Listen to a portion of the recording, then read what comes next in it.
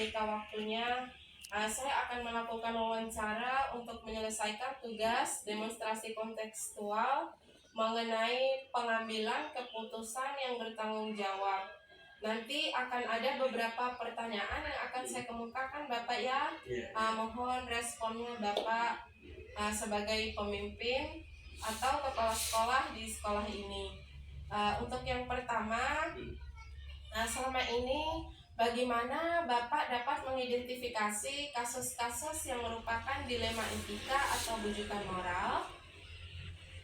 Jadi saya melihat bahwa kasus diterima etika benar-benar lawan benar, di mana itu merupakan situasi yang terjadi ketika harus memilih dan memutuskan antara dua pilihan. Yang kedua, pilihan benar secara moral tapi bertentangan, sedangkan bujukan moral benar lawan salah, yaitu situasi atau keadaan ketika harus mengambil keputusan antara benar dan salah.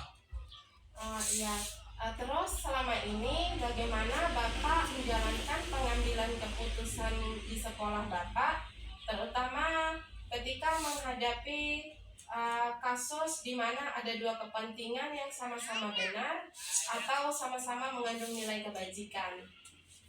Jadi sebelum keputusan diambil dalam kasus dilema etika, terlebih dahulu dilakukan mengumpulkan fakta yang terjadi, siapa-siapa yang terlibat, menganalisis benar salahnya, membuat alternatif solusi, membuat keputusan dan lihat keputusan refleksi. Ya, selanjutnya pertanyaannya Bapak, bagaimana langkah-langkah atau prosedur apa yang bisa Bapak lakukan selama ini? Jadi langkah-langkah yang dilakukan mengumpulkan fakta yang terjadi, siapa-siapa yang terlibat, menganalisis benar salahnya, membuat alternatif solusi, membuat keputusan dan lihat lagi keputusan refleksi. Baik, selanjutnya hal-hal apa saja yang selama ini Bapak anggap efektif dalam pengambilan keputusan pada kasus-kasus dilema etika? Hal-hal yang efektif dalam mengambil keputusan kasus dilema etika adalah dengan menelaah siapa-siapa yang terlibat, sifat orang mendesak dan tindaknya kasus dilema etika tersebut, dan pengambilan alternatif solusi. Baik, selanjutnya hal-hal apa saja yang selama ini merupakan tantangan bagi Bapak dalam pengambilan keputusan pada kasus-kasus dilema etika? Jadi tantangan dalam pengambilan keputusan kasus dilema etika adalah masalah tersebut mempunyai nilai yang sama-sama penting, tetapi harus ada yang didahulukan, juga adanya orang-orang atasan langsung yang terlibat, serta adanya peraturan-peraturan yang harus dipenuhi. Tak kalah penting adalah nilai rasa yang harus diutamakan.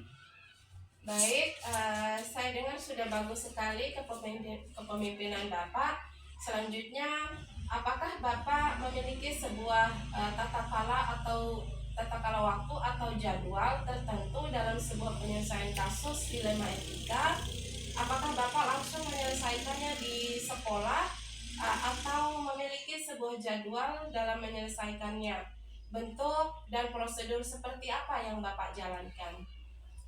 Dalam pengambilan keputusan dilema etika, kami tidak mempunyai jadwal khusus, tetapi ada tata kelola dengan menganalisa, mempertimbangkan dari memusyawarahkan kasus dilema etika yang ada, baik secara formal maupun non formal. Iya, baik. Selanjutnya Bapak, adakah seseorang atau faktor-faktor yang selama ini mempermudah atau membantu Bapak dalam pengambilan keputusan ketika menghadapi kasus-kasus dilema etika? Seseorang atau faktor yang mempermudah pengambilan keputusan pada kasus dilema etika adalah orang-orang yang terlibat adalah orang yang profesional, yang menghargai dan menerima keputusan atasan langsung. Iya, baik, terima kasih Bapak. Ini pertanyaan terakhir Bapak ya. Dari semua hal-hal yang telah Bapak sampaikan, pembelajaran apa yang dapat Bapak petik dari pengalaman Bapak dalam pengambilan keputusan ketika menghadapi kasus dilema etika? Jadi pembelajaran yang diambil dari pengambilan keputusan pada kasus dilema etika adalah sebelum mengambil keputusan harus banyak-banyak menganalisa kasus yang ada, banyak pertimbangan-pertimbangan. Setiap keputusan pasti tidak mungkin membuat puas semua pihak yang terlibat, pasti ada pihak yang tidak terpuaskan semua yang terlibat pada pengambilan. Baik, sebelumnya terima kasih banyak Bapak atas waktu dan kesempatannya, atas responnya. Saya lihat sudah tersistematis sekali Bapak dalam memimpin sekolahnya. Semoga kedepannya Bapak dapat lebih bijaksana dan lebih bagus lagi. Sukses untuk sekolah. Bismillahirrahmanirrahim. Assalamualaikum warahmatullahi wabarakatuh.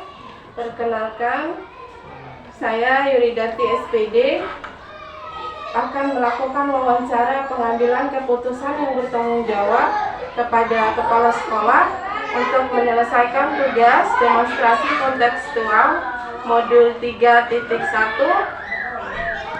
Bismillahirrahmanirrahim. Assalamualaikum Bapak. Selamat pagi, bagaimana kabarnya Pak? Ya, alhamdulillah sehat. Iya, sebelumnya mohon maaf karena telah menyita waktu Bapak. Saya ucapkan terima kasih banyak atas luangan waktu Bapak. Sedikit saya akan melakukan wawancara Bapak ya. Ya. Ada beberapa pertanyaan yang ingin saya kemukakan. Yang pertama, selama ini bagaimana Bapak dapat mengidentifikasi kasus-kasus yang merupakan dilema etika atau bujukan moral? Ya, langsung saya jawab. Terima kasih. Saya sebagai pimpinan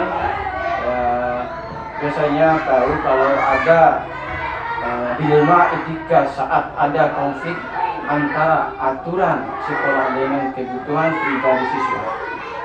Seperti kasus siswa terlambat, tapi punya niat tinggi untuk tetap masuk sekolah. Kalau demikian, atau bisa juga siswa berkelahi karena hal sepele dan lain sebagainya. Oh, iya, demikian. Terus selama ini bagaimana Bapak menjalankan pengambilan keputusan di sekolah Bapak, terutama untuk kasus-kasus di mana ada dua kepentingan yang sama-sama benar atau sama-sama mengandung nilai kebajikan?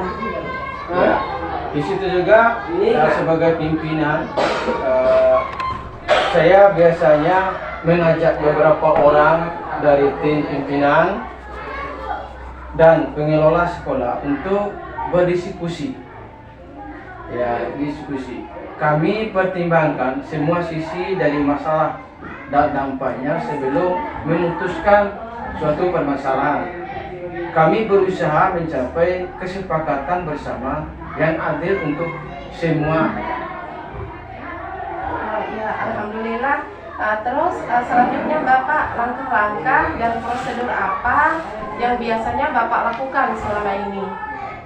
Ya, ada beberapa langkah yang kami lakukan. Di antaranya adalah yang pertama, ya kita kumpulkan semua informasi yang terkait ya di dalam sekolah itu tersendiri. Ya, itu yang pertama. Terus yang kedua, identifikasi nilai yang bertentangan ya sesuai yang ada. Ya, terus yang ketiga, pertimbangan dampak keputusan untuk semua orang. Ya, terus selanjutnya yang keempat, kami bisa berdiskusikan dengan tim yang ada. Terus yang kelima, kita ambil keputusan berdasarkan analisis tersebut. Ya, terus yang terakhir, yang keenam, yaitu buat rencana untuk melaksanakan keputusan suatu permasalahan. Oh iya, bagus Pak ya, ternyata tersistematis. Terus hal-hal apa saja yang selama ini Bapak anggap efektif dalam pengambilan keputusan pada kasus-kasus dilema etika? Ya, dari kasus-kasus etika itu, yang paling efektif adalah ya melibatkan berbagai orang dalam proses keputusan, berkomunikasi dengan jelas dan transparan dalam membuat keputusan, dan juga mengikuti prosedur yang sudah ada dan memastikan keputusan sesuai dengan prinsip aturan di sekolah dan etika yang memanusiakan atau kemanusiaan. Ya, alhamdulillah sudah bagus sekali Pak ya. Selanjutnya hal-hal apa saja yang selama ini yang merupakan tantangan bagi Bapak dalam pengambilan keputusan pada kasus-kasus dilema etika? Adapun tantangan yang kami hadapi ya adalah termasuk konflik ya, kepentingan antara pihak-pihak yang terkait atau pihak-pihak yang terlibat dalam hal itu. Ya, tekanan dari luar, terus dan ketidakpastian dalam memilih keputusan yang tepat. Ya, kadang-kadang sulit untuk membuat keputusan yang diterima semua pihak. Iya, Tah. Saya lihat dari awal untuk kepemimpinan Bapak sudah bagus sekali. Untuk ini selanjutnya, apakah Bapak memiliki sebuah tata kala atau jadwal tertentu dalam sebuah penyelesaian kasus dilema etika? Dan apakah Bapak langsung menyelesaikannya di tempat atau memiliki selanjutnya, adakah seseorang atau faktor-faktor yang selama ini mempermudah atau membantu Bapak dalam pengambilan keputusan dalam menyelesaikan kasus-kasus dilema etika? Dalam dukungan dari tim yang kompak dan memiliki pedoman etika yang jelas sangat membantu untuk kita.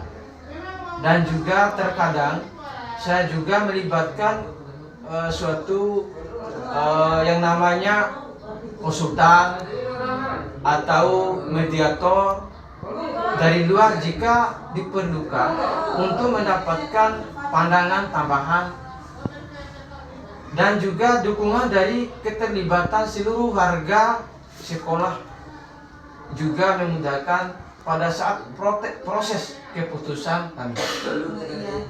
Selanjutnya yang terakhir Bapak ya, dari semua hal yang telah disampaikan, pembelajaran apa yang dapat Bapak ambil atau yang dapat Bapak petik dari pengalaman Bapak dalam mengambil keputusan dilema etika? Di sini saya belajar bahwa keterbukaan dan komunikasi sangat penting dalam suatu pengambilan keputusan. Saya juga belajar bahwa penting untuk mempertimbangkan semua aspek-aspek dan dampak-dampak dari keputusan serta fleksibel untuk menyesuaikan keputusan jika diperlukan. Ya, demikian Bapak, terima kasih banyak atas waktunya Bapak. Sekian, wassalamualaikum warahmatullahi wabarakatuh.